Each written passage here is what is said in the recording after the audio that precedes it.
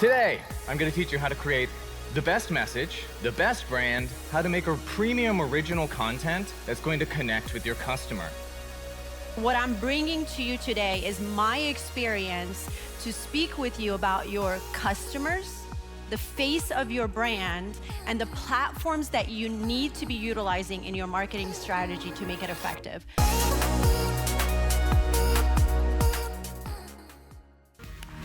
Hello, everyone. How you doing today? We are going to teach you how to become a master of marketing. In 20 minutes, we're going to tell you everything you need to know. We're going to give you not a study guide on how to do this, but give you the cheat sheet to the correct answers. Then, hopefully, you'll be a master yourself. Are you guys ready? Let's do it. Okay, good. Let's go. Let's do it. All right, perfect. So, why should you listen to me? I've been doing this for 15 years.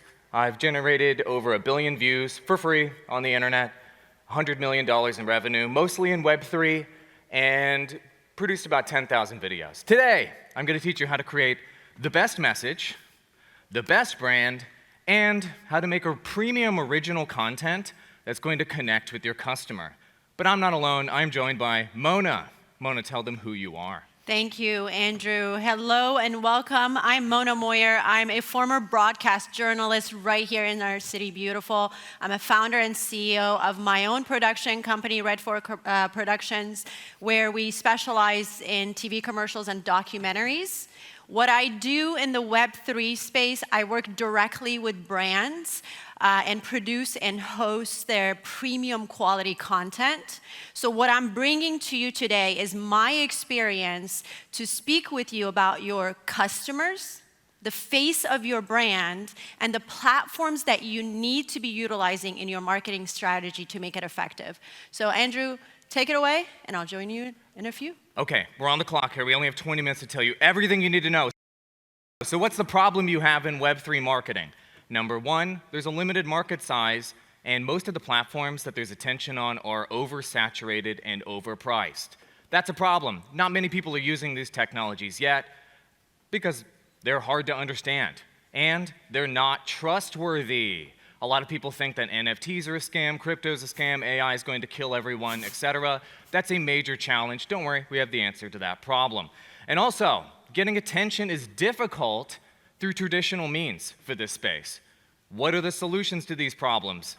Easy. Number one, create an easy-to-understand message with shared values with your customer. Not features they're interested in your product, but values that you share with your customer. That is a universal thing that works in all marketing. I'll tell you how to do that in a minute. Then, you have to be highly targeted and focus on platforms where your customers actually spend their time and attention. Mona's going to go over all of those for you. We'll just give you the answers to the test. And then lastly, you want to make premium original content about stuff your customer actually cares about, delivered by a face that they trust. Mona will teach you how to select that person and the pros and cons of the different options that are available to you. Let's go. So how do you make a great message? Storytelling is the best way to do that. Why? Because stories, as we figured out over tens of thousands of years as humans, is the easiest way for a human being to absorb information.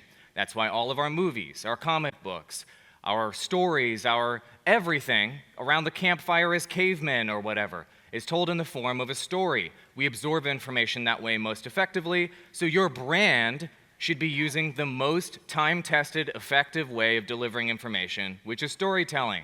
So how do you do that? Well, first of all, you make your customer the hero of the story. Not you, not your brand, not your product, but your customer the hero of the story. And they go on a transformational journey, like Luke Skywalker in Star Wars. He started out as a kid on Tatooine who had lots of angst, and then he became the most powerful Jedi in the galaxy. Your customer needs to go on a transformational journey with your brand. So who are you in the story? You are the guide in the story. You give them a plan to overcome their challenges, and then they become that incredible success. Think Obi-Wan in Star Wars. Think Morpheus in The Matrix. You are the guide that gives them a plan. But stories are boring. if there's no villain, if there's no force to oppose. And so you need to determine what are the challenges your customer's having, what's the force that they are opposing, and then you're going to give them a plan to defeat that villain in the story. In the case of Star Wars, it's the Empire, Darth Vader, and then they can become what they want to become. Got it? It's that easy. So what's the process? The only part where you focus on you is you start in step 1, which is figuring out what your values are as an organization. It's really important. The only reason why people will connect with you, customers will connect with you or connect with your brand, is because they have shared values with you, not they care about your features or your product. That's not the way marketing actually works. Step 2, then you come up with that story I was just telling you about, where you understand your customer's challenges. You can maybe personify it as a villain, for example. And being trustworthy, let's say, is something that they're having a challenge with, and they don't trust technology in this space. Maybe you as a guide lead them away from untrustworthy parties and scams and things toward a more trustworthy solution that's better for them. Got it? And then step 3, you actually test that new message in the market with your voice of your brand. Things like social media posts, original content, test it out and see what the market tells you. If the market it does not resonate with your values, it's probably because you're telling your story poorly or you crafted your story poorly, and then you should revamp. Got it? Good. What's an example look like? This is a brand I did in the 2010s, TGN. We ended up partnering 30,000 content creators and became the biggest content creator network for gaming. How? Our story was this guy. He's a loser who's getting 0 views on YouTube. This is when YouTube was starting. And he had no help and support. What did we do? We outfitted him with the tools that he needed and guided him with a plan to become a full-time content creator. That story worked out great. So a good starting place for you guys is the 0 to hero story for your customer. Got it? Another option is doing lore and building a universe. These sorts of things work out great. Like we did this with one of our clients, ETH Lizards, where they're building their own original universe of lore here in Web3. They just raised $5 million and they have thousands of holders now. The key, if you're going to do a universe and lore and story type of approach, think Disney. This is what Disney does with all of their intellectual properties, is your customer needs to see themselves in the story. They need to see themselves in the hero of the story. They need to see their problems in the villain and the challenge in the story. And then you need to put your brand as the guide in the story if you're building out a universe or you're building out lore like this. If not, your marketing will fail and you'll go out of business, just like 90% of startups and entrepreneurs in technology. Don't be the 90%. Cool. So how do you do branding now that you have your message? The green thingies on the screen are what everyone does. They make a logo, and then they deploy it. That's why 90% of businesses go out of business. You missed all the other steps to making a brand successful, like creating a mood board. Then you make your logo. Then you create a style guide. I'll show you examples of all this stuff. Then you make a motion graphics package. Did you know that people watch videos? Then you have to make pilots of your content. Then you deploy your brand on the internet. Cool? If you missed 4 out of the 6 steps of creating a brand, your marketing will suck. Avoid that. So how does a mood board look? This is just an example with our brand, but you're going to basically come up with like 5 or 6 options with the designer, and they're going to kind of give you some mood boards in the zone of maybe where your brand will be. You select one, and it's kind of this general direction that your branding will go, that you think kind of fits those values your organization has and will connect with your customer. Once you pick your mood, then hopefully your designer will make that logo and then create a style guide. Why are style guides important? Did you know that almost no brands and companies actually have a style guide for their brand? If you don't have this, no one within your company and organization will know how to use your brand and know how it should look. And also, nobody you work with will know how to use your brand and how it should look. So you have to make this. So make this. Then, motion package. So I don't know if you knew this, but people watch videos on every platform, and video is taking a bigger and bigger and bigger and bigger portion of the pie in terms of attention on the internet. So if you make a premium motion graphics package, this is just the one that we made for our brand. This can make it so that your videos that you share on the internet are premium looking, uniform, and look better than your competitors. Why do you want that? So you can better connect with your customer and be more trustworthy. One of the problems that we have in this space. Cool, then you make pilots of your content. You don't just go all in and think, I'm gonna blow $1 million on this thing I think is a great idea. Why not make a pilot? You can release it on the internet for free, measure the results, and then decide whether you want to move forward on that as an initiative. The opposite approach happens with 90% of Web3 businesses, and that's why they blow all their runway on something they thought was a good idea, but the market did not confirm that was a good idea for marketing. Oops, they ran out of runway, and they don't have customers. Sad story. So, what do you do once you deploy the content on the internet? You double down on the winners, the ones that are generating actual business results for you, not likes, not subscribers, not followers. Those don't pay the bills, and those don't actually build businesses. But the ones that actually generate customers for your business, double down on the content and originals that do that. And then kill all the losers with fire. And so if you have, let's say, 3 pilot series you're releasing for your brand, maybe a podcast, shorts, blogs, I'm just making up some examples, one of those will probably outperform the other 2. The mistake that almost every brand makes is they do all 3 and they just keep doing them because they thought it was a good idea.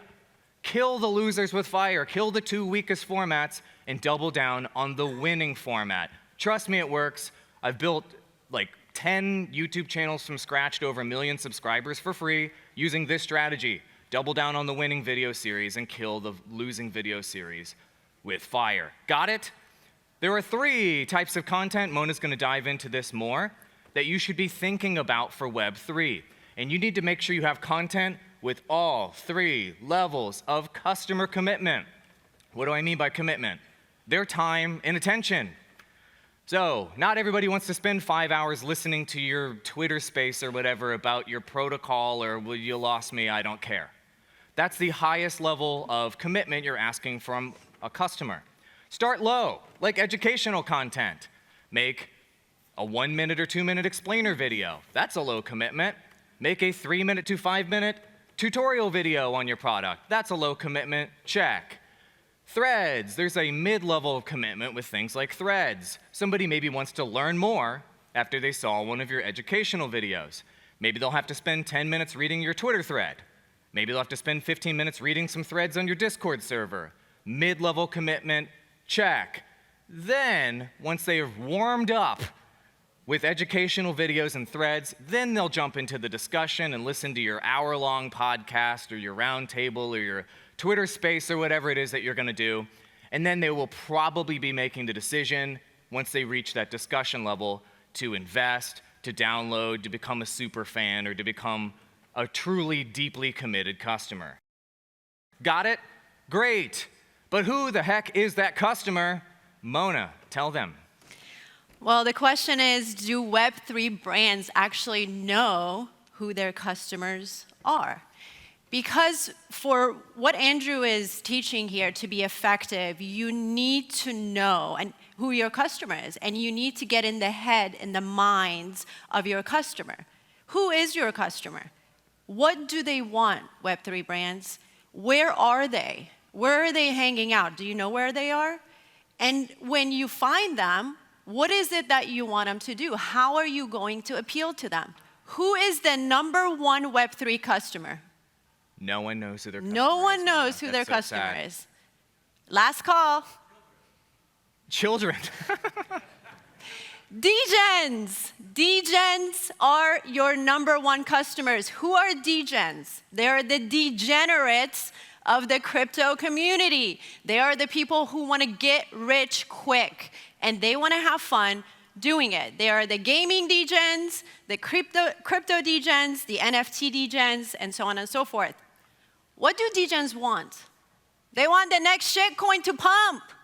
They want Pepe to the moon. They want the bag. That's what they want.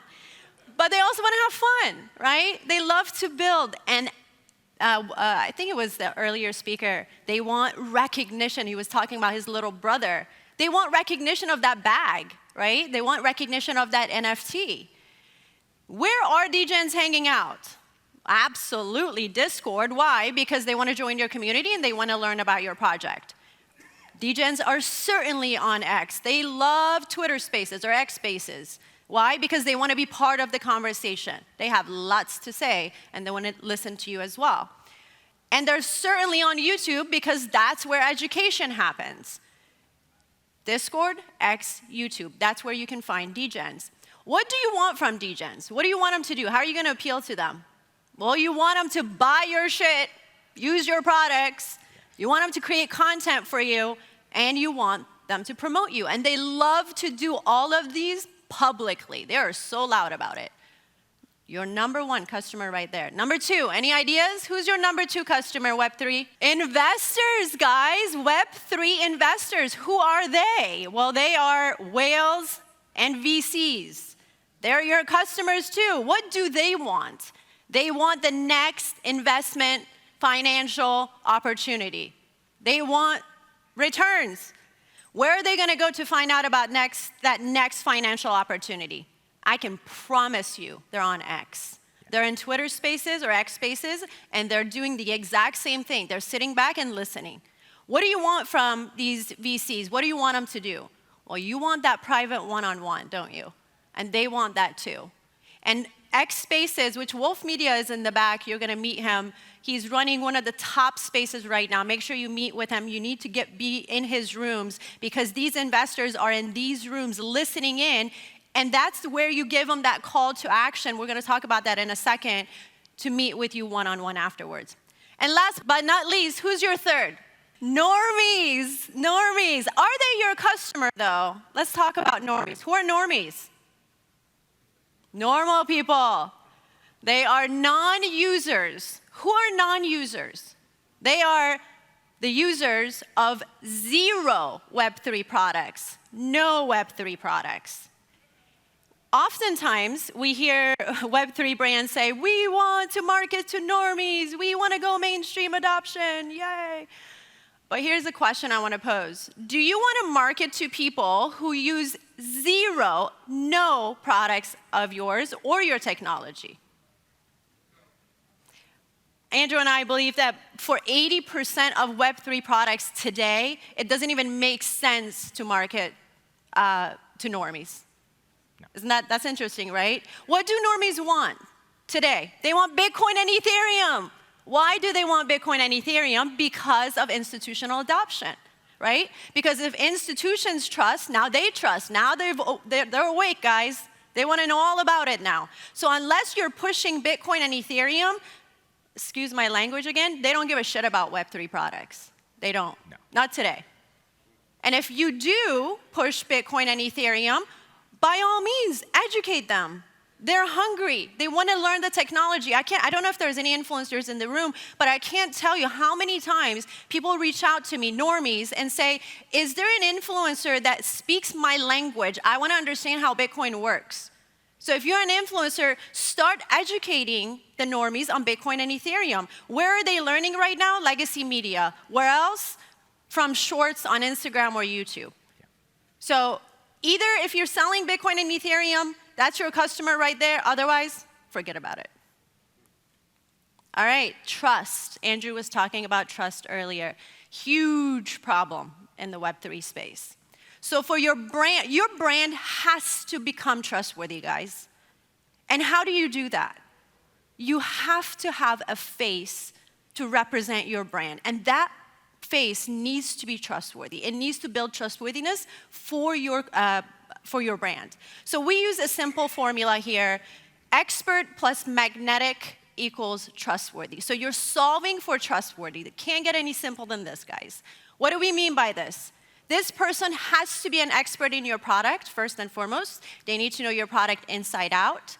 And secondly, they need to be magnetic. What do we mean by that? They need to be captivating. They need to captivate the audience to be interested and to stick with you every single time. You have two options here. Remember, we're solving for trustworthy, okay? You have two options here. The number one option that most brands opt to is a team member. They want a team member, whether it's a founder, a dev, a designer, to be the face of their brand. Why? Because this person, they assume, is automatically trustworthy, right? And they are the expert in the product. Well, if you're going to choose your team member to be the face of your brand and build that trustworthiness, there are a few things you need to take into consideration. Number one, time constraint. Does your founder, your dev, your designer, do they have time to build a company, build a game, do all the things they do, and then at the end of the day, show up and give you 4 hours of their time to build shorts, to build longs, to read a script, to listen to what you have to say, and then repeat it on camera? Do they have time to do that? Or should they focus on just being a founder and being a designer and being a dev? The second element is the talent side of this, because this role is this is a talent role, and this is a full-time job. And at the end of the day, you have to ask yourself, is your founder good on camera? Is your dev good on camera? Are there any devs here? I love you guys, but you guys are not magnetic on camera. No. And you guys speak in tech jargon. You're not captivating, but don't worry, I can help you after class, so come see me. So you have to remember that you have to be good on camera. You have to read a script and make it sound natural, right? A third element that most people don't consider here is there's a hidden cost here. This man, who is a founder, who's a client of ours, it took 5 people to get him okay to be on camera. And that's a support labor right there. That's a cost. Not to mention thousands of dollars that require to outfit him with a studio to up the level of standards and quality of his content. So that is a hidden cost.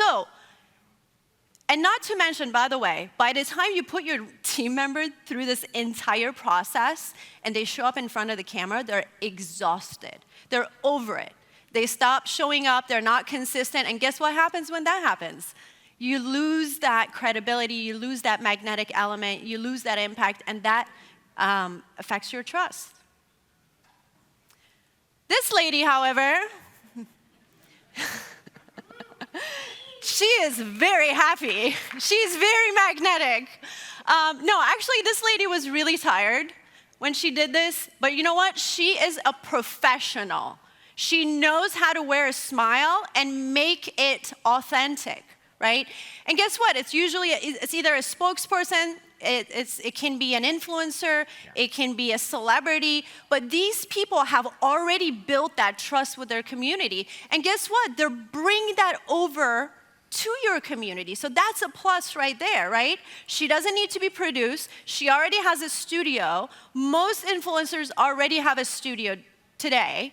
So it's a direct cost to have her on your team. Now, she's magnetic, she's captivating, but she's not an expert in your product. So you have to train her to be an expert. So let me ask you a question. You have 2 paths, and both have to lead to making your brand trustworthy. So which one do you choose? Do you take a team member and teach them to be magnetic, or you take a spokesperson and teach them to be an expert in your product? Which one is easier, to teach someone to be magnetic or to teach someone to be an expert in your product? Now, you have your customer, you know who they are, you know where they are, you know what they want, you know what you want from them, you got your expert face, trustworthy face, now what? Now you have to produce the right format of content that Andrew was alluding to and show up on the right platforms. Why did I put 3 platforms here and not 10? I know there's people that would question TikTok and Instagram. What I consider these 3 platforms, I call them non-negotiables. If you are a Web3 brand, you have to be present on YouTube, on Discord, and on X. Non-negotiable. Let's get into it. YouTube. Andrew was talking about this a little bit earlier. People come here, your viewers, your customers come here to get educated on your product, right? The content format here, the effective content format here is explainers, tutorials, and shorts. Take a picture of this. You're going to need this. And those shorts are typically luring people to those explainers and tutorials, the longer format content. And you also mentioned earlier about that time commitment. We consider YouTube to require about low to mid-level time commitment. Next up, Discord. Everybody goes to Discord to join your community and learn about your products and services. The content format here is threads, and we typically see most interactions on Discord in the evening, and that's really important to know when people are usually on these platforms. There is an opt-in process. If you know Discord, you know this is not fun. You have to join a server, wave at someone, do a lap, answer a bunch of questions, and then you're in. It's not very fun, but once you get there and you go through these threads, there's updates, developments, and AMAs that people can participate in or your community can participate in. In terms of time commitment, this requires mid-level time commitment just because these AMAs sometimes are 30 to 40 minutes and people still have to scroll through these threads as well. And last but not least, the hottest platform right now for Web3 is X. And I didn't put anything else except X spaces. Guys, if you're a Web3 brand and you're not in X spaces, which is the audio spaces, you are majorly missing out. You need to be, your founder, your dev, who wasn't good on camera earlier, he can be here. He can do a lot of great stuff here. This is where people are, there's deep learning happening, there's team interaction, people are asking questions, they come on stage to interact with you, and this is a great place for that time, call to action for you to tell people what you want them to do. In terms of, again, time commitment, high to max level for these spaces because they're running somewhere between 1 to some of them 6 hours. Doug Hype runs spaces. There are thousands of people in his spaces, and they run for like 4 or 5 hours. So you're asking a lot, but it's effective. Now, once you have the right content, once you're on these platforms, Andrew and I typically suggest running the test for about 60 days.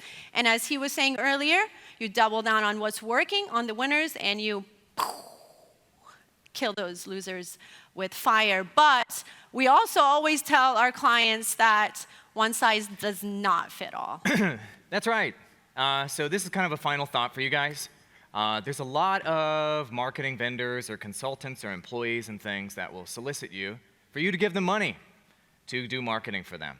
If they offer you a package, if they offer you something standardized, if they offer you something that they would sell the exact same thing to all of their other clients, just run away. Because one size does not fit all in marketing, as we just laid out in this presentation today. It's totally customized based on your values, the story you want to tell, how you're going to deliver that message to the market, how you should be choosing the face for your brand, which platforms you should be on, the whole testing process and the customization process and figuring out what the market actually wants from your brand is custom, custom, custom. So run away from any one-size-fits-all offerings out there, whether it's a person or whether it's an organization. And it's really important that that custom strategy come through. And then if you do that, you'll be able to overcome all of those challenges we talked about earlier. Well, Web3 tech is hard to understand, Web3 tech is not trustworthy, and maybe it's difficult to get people's attention here. And then your brand can be one of the brands on the forefront that people actually trust, that have a level of mastery that the market can recognize, which helps you become the 10% of companies and startups and entrepreneurs that actually make it in an emerging technology, and not one of the 90% that get left behind. And it's really important to remember that with marketing, just like with tech and products, you should always be pursuing mastery. You're improving every single day in every single way, because if you're not, one of your competitors or other brands will be doing that, and then you will be killed with fire. And it's really important, and I want to thank you for your attention, but in this presentation, I literally did the marketing thing I just taught you about to you just now. So do you feel like, after watching this presentation today, do you feel like Mona and I are more or less trustworthy than when we first started? More. And how did I do that? I basically communicated our values, which are trust and excellence, to you. I told a story about all of the challenges that you could be going through in the market and what you could be doing. And as a guide, I just gave you a plan on how you can become successful and you can transform your company and you can transform your branding. You see, it's that simple in just 20 minutes. Thank you. Appreciate it.